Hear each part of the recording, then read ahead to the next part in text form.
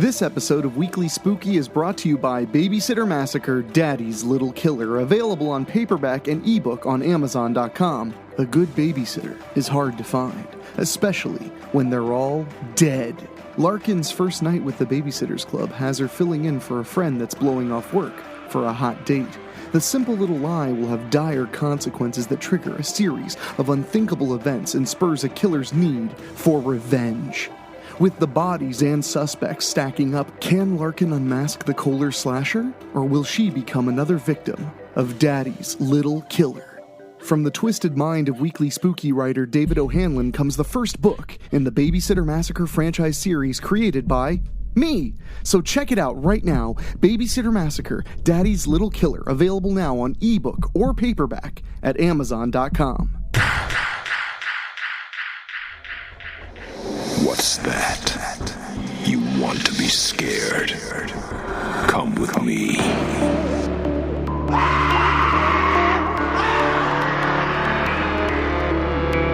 You will experience tales of horror, ghosts, and death. It is not recommended for the weak at heart.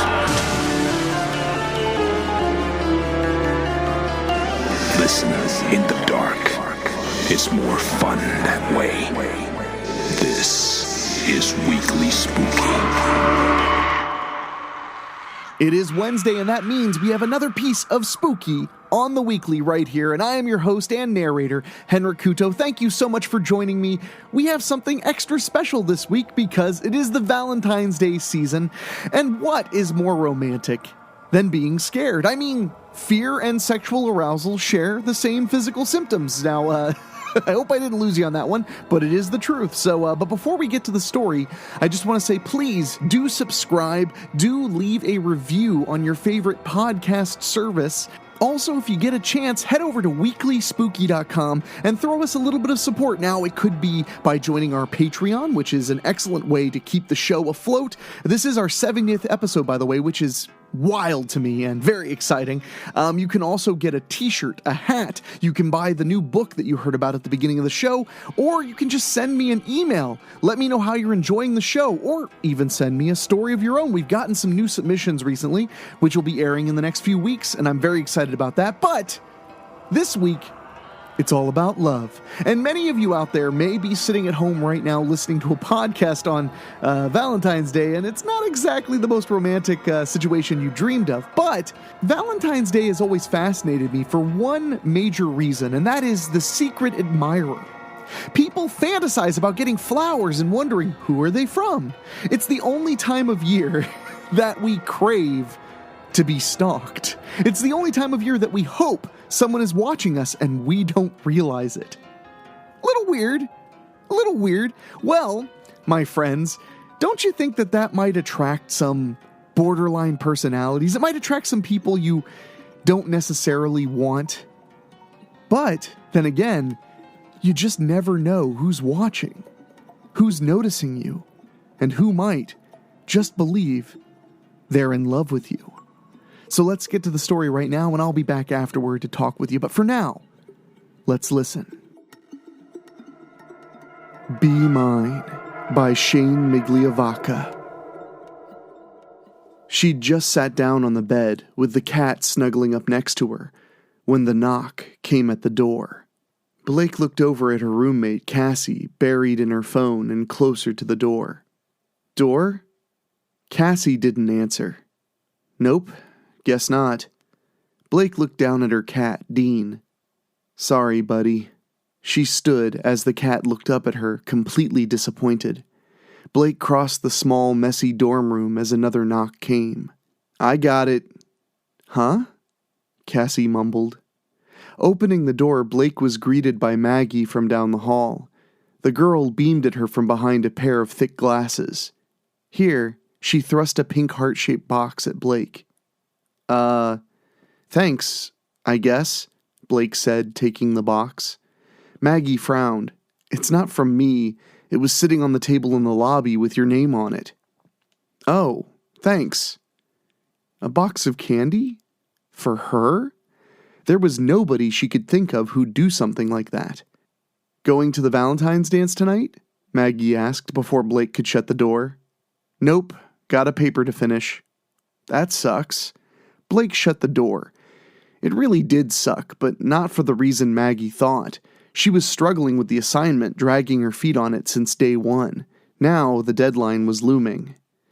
There was a pink envelope taped to the box's front with Blake's name written in glitter. Inside was a Valentine's card with a cute cat on the front which read, "You're perfect." Underneath the card's message was another written in red ink. It read, "Roses are red, violets are blue. I choose you.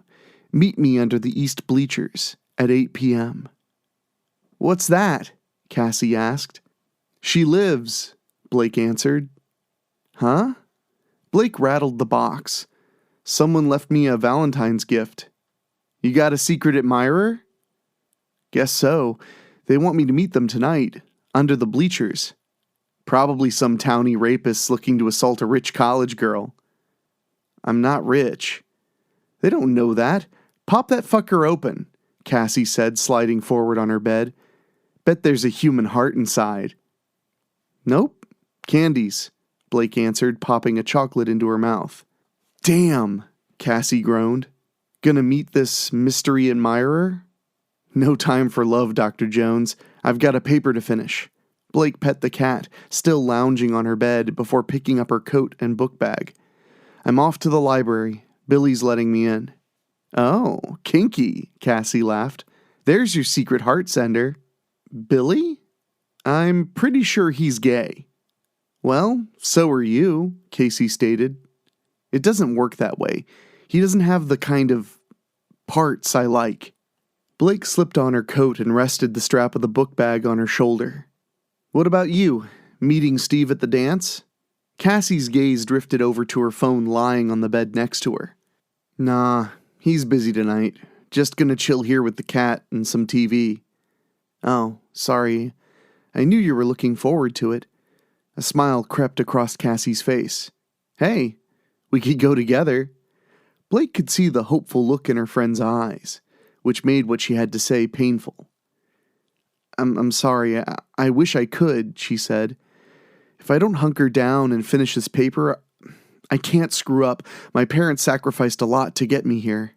She could feel her heart start to beat a bit faster as she imagined going back home after flunking out, the disappointment etched into her parents' faces. Blake felt sweat trickle down her cheek as she started to breathe more rapidly. "Control," she told herself, taking in a deep, slow breath. "Don't worry about it. I wasn't totally serious," Cassie said, perhaps sensing her friend's stress. "I'm better off staying in tonight anyway." "Everything okay?" "Yeah, just a little bummed. Nothing big." "You sure?" "I could stay." "I'm sure. Go. Get that paper done." "Okay. I'm sorry." "Don't be. I never am." Blake stepped out into the hallway, making her way past a group of girls all dressed up for the dance, before stepping outside into the bitter February air. The cold cut through her as she started across campus. Taking a pair of earbuds from her coat, she hit play on her phone. She'd put together a mix for tonight, something to get her motivated and keep her going. Walking along a lit path, snow and ice crunched under Blake's boots. Taking in a deep breath of cold air, she felt her heartbeat going back to normal. Since middle school, Blake had suffered from panic attacks. She had trouble keeping her grades up, trouble fitting in. She'd found ways to cope with it over the years with the help of the school counselor, Ms. Cheryl. Getting this paper finished would relieve a lot of stress. Most of the campus buildings were dark, only lit by a few lights left on and some spotlights on the outside. So many shadows, perfect for a townie to be lurking. Blake wanted to laugh off Cassie's comment, but here, alone in the night, she wasn't so sure it was something to laugh at. Stopping to adjust her heavy book bag, Blake became aware of something as the song she was listening to faded out. Footfalls on the snow. She turned, picturing a salivating pack of townie boys, ready to pounce. Ready to swing her book bag like a mace, Blake wouldn't go down without a fight. She turned and found herself face to face with a campus security guard. Hey, miss," the man nodded. Where are you headed tonight?" Not wanting to get Billy in trouble, she fibbed. "Meeting a friend to study," she smiled. She noticed his name tag read Stu. He looked like a stew, Blake thought. "I see, nose to the grindstone and all that. Commendable." "Thanks." Blake could feel his eyes on her as she continued on. She felt a little better knowing there was somebody out keeping watch while most of the campus was at the dance. The library, designed in the mid-60s, stood out against the rest of the campus, which had been renovated over the last few years. She knocked on the staff door around the building's back. After a few minutes of standing around waiting and thinking Billy wasn't even there, the lock clicked and the metal door opened. A young man, a thin shadow of stubble covering his lower face, peeked his head out. His eyes darted back and forth before stopping on Blake. "Is it secret? Is it safe?" "Billy," Blake said wearily. He smiled broadly. "Sorry, couldn't resist. All this clandestine shit. It was your idea for me to use the staff entrance. Didn't want somebody seeing you come in the front after hours. Old man Styles would have my ass for breakfast." Blake shivered as the wind gusted. "Gonna let me in already? My non-existent lady balls are freezing off." Billy stepped aside and Blake entered what appeared to be the library's office area. A cluttered mess of desks and cabinets.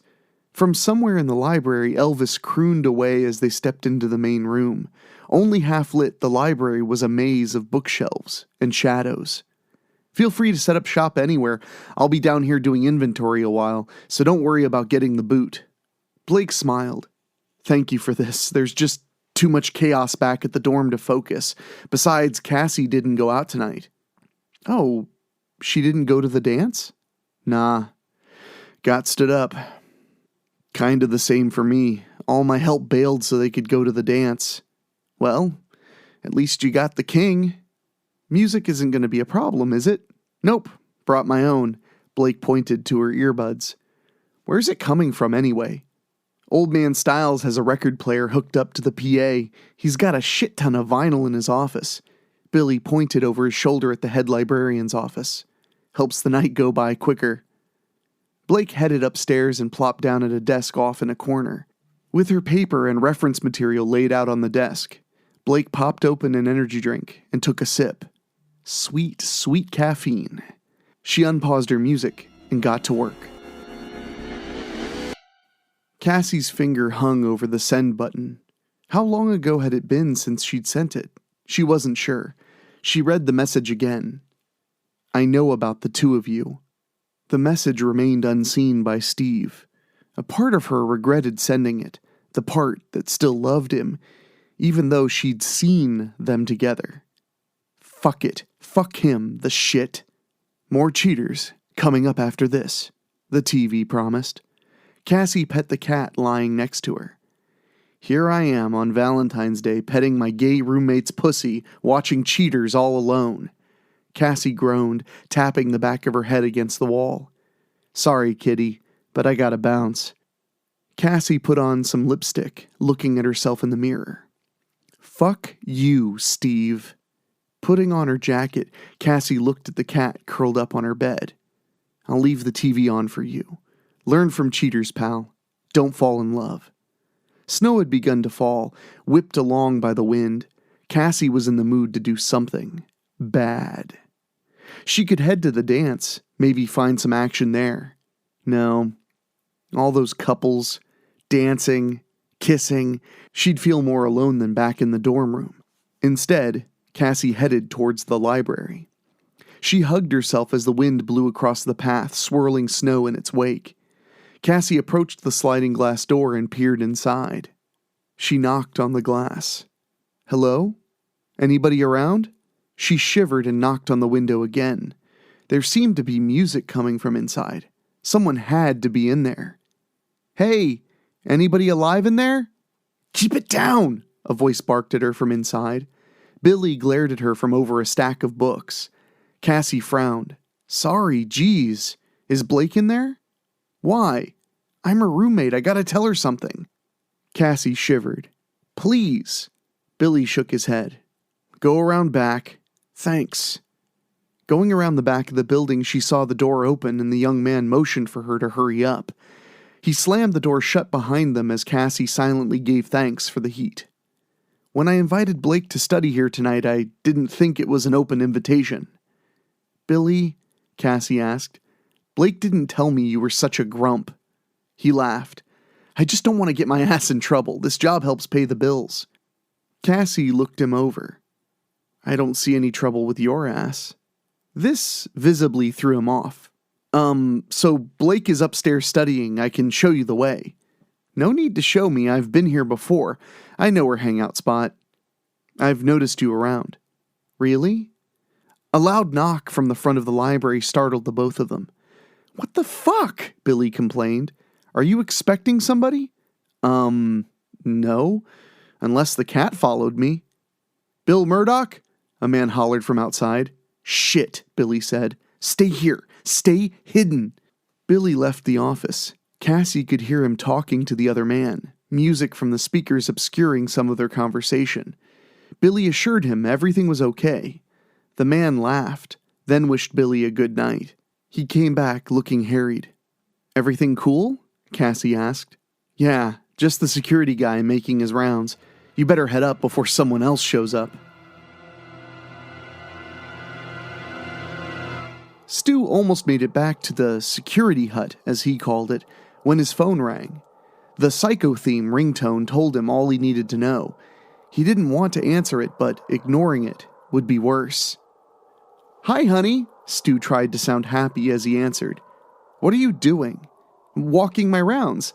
How about you, honey? Sitting here alone, what do you think? Shit. Wrong choice of words. I'm sorry, baby. If I could get out of this, I would, but there's nobody else.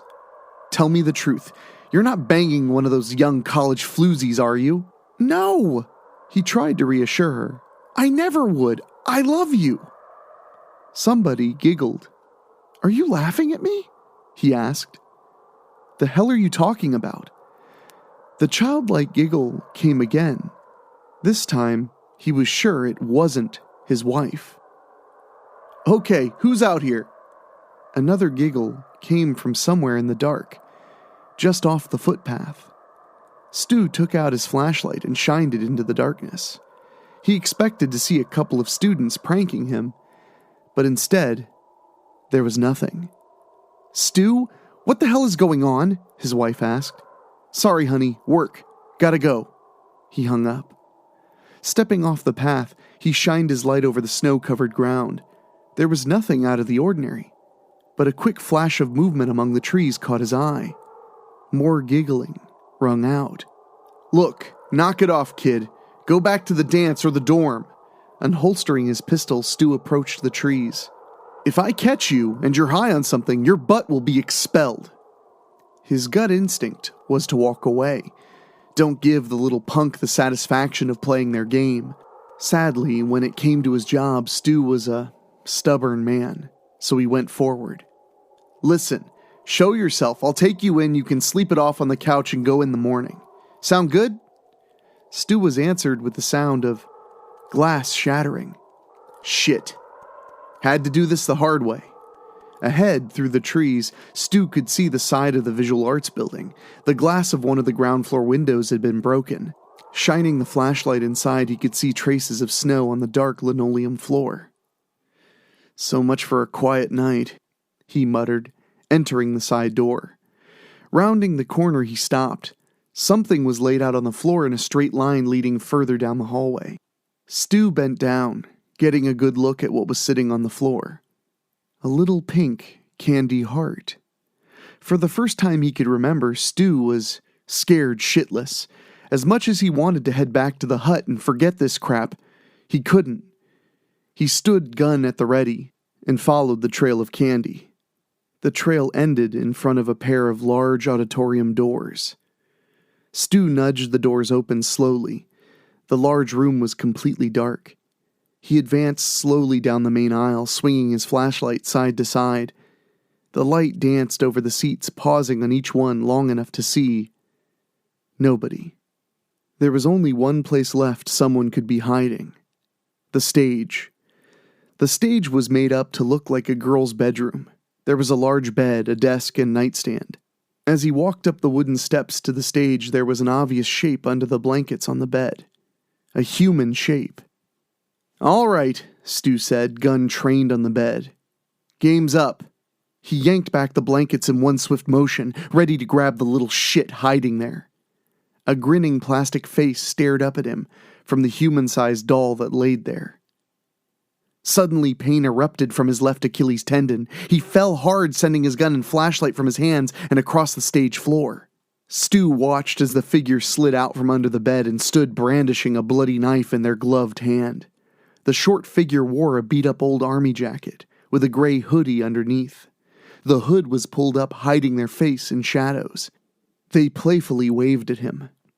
"Oh, God," Stu stammered. Turning over, he crawled towards the gun. "Leave me alone," he screamed. Those words would be Stu's last as the figure jumped on his back, driving their knees in and knocking the wind out of him. Stu felt the cold steel of the blade against his throat as that childish laugh filled his ears. Cassie found Blake sound asleep at her desk. She didn't have the heart to wake her sleeping friend. Instead, she went downstairs where Billy was still hard at work as Bobby Darin sang about the sea. "Don't you ever take a break?" "Sooner I get this done, sooner I get to go home and sleep," Billy said, scanning a book. "Sleep is overrated. Come on, take a break." She walked over to Billy and leaned on one of the bookshelves, trying to look as seductive as possible. "How's Blake doing?" Billy asked, sounding a little uncomfortable with her close proximity. "Unfortunately, she's sleeping. Now, here's my thing. I'm having a bad night. I need something, anything, to take my mind off the shit." She leaned in close to Billy's ear. "So, how about taking a break? You're very attractive. Don't think I haven't noticed, but, I have a lot of work here and shit." She kissed him on the cheek. "I can help. I'm very good with the Dewey Decimal System." "Well..." "Oh," Cassie exclaimed. "So not gay." "Huh?" Billy looked up at her. "Nothing," she said, breathing heavy. They were in the back corner of the library, behind a shelf of rarely used books. Cassie laid her head on Billy's bare shoulder. "I don't do this. It's just tonight," she said. "I don't want you to think I'm easy." I wouldn't," Billy said. "I know this is just a fluke, a one-time thing." "I wouldn't say that," she laughed. "We'll see, okay?" "Yeah." Cassie laid there, feeling her heartbeat go back to normal. It was the first time she noticed the silence. "The record stopped," she said. "Guess so. How much trouble would you be in if Old Man Styles caught us?" "Are you crazy? He'd have my ass thrown out of school." "From what I've heard, this isn't the first time someone got some in the library." "Miss Walton?" Cassie nodded. "And Coach Greer. It's a rumor, anyway." Billy laughed. "It's more than that. I almost walked in on them one night in the projection room." "She might have asked you to join in." The pair giggled. "Well, I gotta get back to work," Billy said. "I wish..." Cassie cut him off, kissing him. "I know. Duty calls." She sat up. "I'll go see if Blake is up." The PA crackled with static as another record started to play. "How?" Cassie asked, looking at Billy. "Only one way," he replied. "Somebody else." "Who?" "Blake wouldn't, I don't think." "I'll go look. I'll go with you. Stay here. If it's the old man or Stu or somebody, I'm toast." He surprised Cassie by giving her a quick kiss on the cheek. She watched him hurry off, feeling a sudden nervousness. She waited, listening. With the music, it was hard to make anything out. Cassie could hear Billy say something. Then he yelled one word that sent a chill through her whole body. "Run!" Blake woke with a start. She dreamed of a dark figure standing behind her, stroking her hair. A great mechanical roar erupted from within it, making her jump. Above her, the overhead heater rumbled to life. How long had she been asleep? How much time had she lost? She'd only meant to grab a quick nap. Groggy, Blake fumbled for her phone, knocking over an empty energy drink. "Caffeine, you betray me." The earbuds dangled from her ears, but her phone was gone. Blake checked the rest of the desk and floor. What the hell? It couldn't just be gone. From downstairs, music drifted up. Billy was still here. The music was something classical, though Blake wasn't sure of the composer. Blake went downstairs. Despite the music, there was an odd stillness to everything. Billy? The song reached its climax before going to static. Outside, wind rattled the library's large glass windows. The snow was starting to fall heavier now. The clock over the front desk read 1:30. She'd slept for hours. Billy, she called out again, worry straining her voice. From somewhere in the library, a childlike giggle answered her. Come on, this isn't funny. Stop screwing around. Fear climbed up her ribcage and threatened to take hold of her. A flicker of light caught Blake's eye. Something moved in the library's rear, accompanied by the sound of voices. The light was coming from the conference room. The wall-mounted TV had been turned on, and a presentation on the college's renovations played to a darkened room. A lone figure sat, back to Blake, watching the screen. Blake walked around the side of the seated figure. Before she saw their face, she knew. Billy sat there, unmoving, staring straight ahead. A large, bloody wound covered his chest, his arms laid outstretched in front of him, his hands cupped together, holding something. An offering. A heart sat in his hands, a note was pinned to it. I heart you, written in blood. She ran from the room and charged the front door only to find it locked. Frustrated and scared, she pounded on the glass, but it was unwavering. There had to be another way out. The office, where Billy had let her in. Entering the office, Blake scanned the room. There could be somebody hiding behind one of the desks. The door on the other side of the room might as well have been miles away. Blake grabbed a silver letter opener from the nearest desk. She held it out like a crucifix to ward off some unseen evil.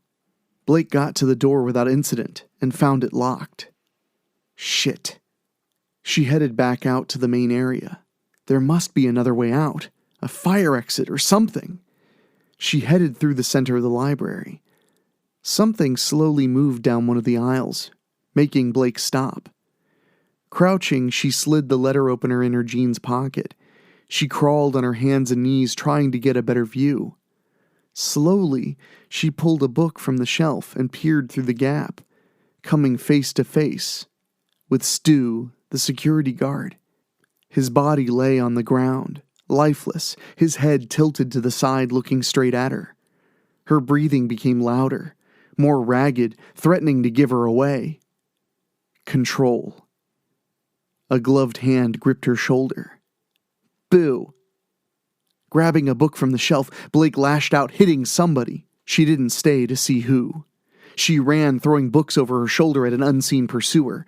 Blake ran back to the entrance, pounding on the glass. Let me out! She screamed. Enthusiastic clapping made her turn to see a figure sitting at the checkout counter, a hood obscuring their face. Wow, that was great. They pulled the hood down, revealing a young woman with short black hair. I was surprised, the girl said, holding up a cell phone. You have an eclectic taste in music. The girl started swiping through the tracks on the phone as Blake stood watching, in shock. Some of it is good, but there's a lot of crap. She continued going through the songs.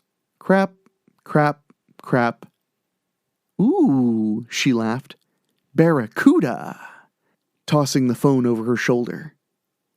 What the fuck is going on? Blake asked. Why didn't you meet me? The girl sounded hurt. I sent you chocolates. Would it have been so hard? I thought you were different than those others. Blake had seen this girl somewhere before. In the dorm or a class. Maybe they'd passed in the hallway. The girl looked at her genuinely hurt. You don't remember? First day orientation? You sat down next to me and smiled. We talked about how nervous we were. Or that time I tripped? You stopped when nobody else did. Helped me pick up my books, asked me if I was okay. The girl sighed. I've loved you since I first saw you. That's why I got transferred to Mr. Sigmund's class, so I could be near you. You killed Billy? Because of me? Blake felt her head spin. Like the song says, the problem with me is you. The girl jumped down from the counter. Billy wasn't the only one. As you saw, I killed that doofus security guard. Can't have him interrupting. She reached into her jacket and pulled out a keychain. Besides, I needed this. This was madness. Blake needed to get away. Get help. She felt her heartbeat faster. Felt it harder to breathe. You think I'll just fall in love with you? Why not?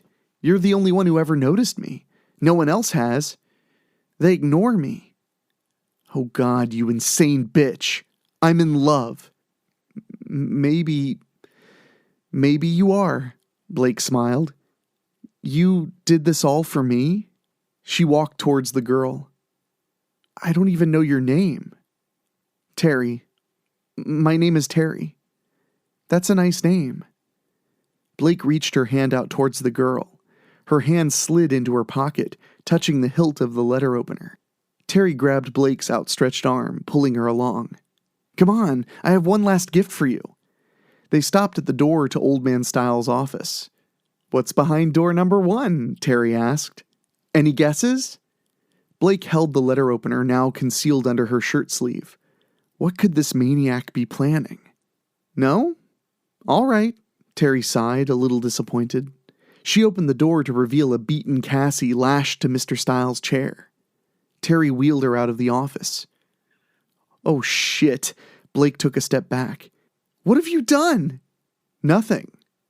But you're going to. See, she had to come snooping around, screw up everything. She gave Billy a pretty good screw before I killed him. Cassie glared at the girl. A muffled "fuck you" could be heard through her gag. If you really, really love me, then you'll kill her, like I killed for you. Terry pulled Stu's gun from her jacket and pushed the barrel against Cassie's temple. With her other hand, she pulled a large knife out and tossed it onto the floor in front of Blake. 2 things can happen, Terry stated. Pick up that knife and kill her, or I kill the both of you. Blake shook her head in disbelief. How would we get away with it? Your fingerprints, my fingerprints, all over everything. Simple. She did it. We'd be each other's alibi. She went nuts, killed Stu, fucked Billy, and then came after us. We killed her in self-defense. And we live happily ever after? More or less. Blake looked down at her best friend, then up at Terry, bending down as she picked up the knife and stood in front of her terrified friend. Terry trained the gun on Blake. Don't try anything. Blake and Cassie locked eyes. Would you just kill the bitch already? Terry ordered. It's been a long night. Blake took a deep breath. Finally in control. She pushed the chair into Terry with all her strength, knocking the girl down. The gun erupted as Terry fired. Blake fell on the girl. They struggled and the gun flew from Terry's hand. The two fought for the knife until finally the knife found its way into Terry. Terry looked into Blake's eyes and smiled, blood staining her lips. She loves me. She loves me not, Terry lamented, touching Blake's face before letting out a groan and going limp. Blake used her last bit of strength to cut her friend free. You okay? She asked Cassie. Not really. Cassie laughed, choking back tears. Fuck, Blake said, looking down at her side. An expanding red stain darkened her shirt. I've been shot. Hang on, I'll get help. Cassie ran into Styles' office. Blake could hear her talking to 911. Blake leaned against a bookshelf, looking at Terry. Happy fucking Valentine's Day.